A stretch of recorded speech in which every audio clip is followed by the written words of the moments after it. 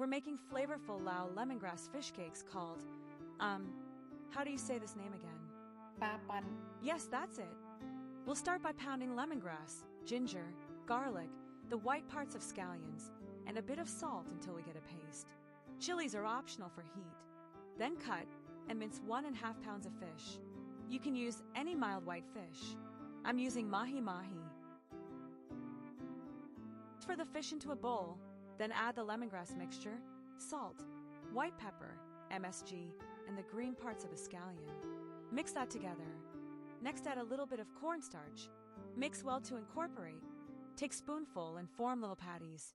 Heat about 1/4 cup of neutral oil over a medium-low heat. Fry a few patties at a time, 1.5 to 2 minutes per side, or until brown. Remove from the oil and place on a paper towel-lined plate. Enjoy with sticky rice. For full recipe, tips and more, visit craftstocrumbs.com.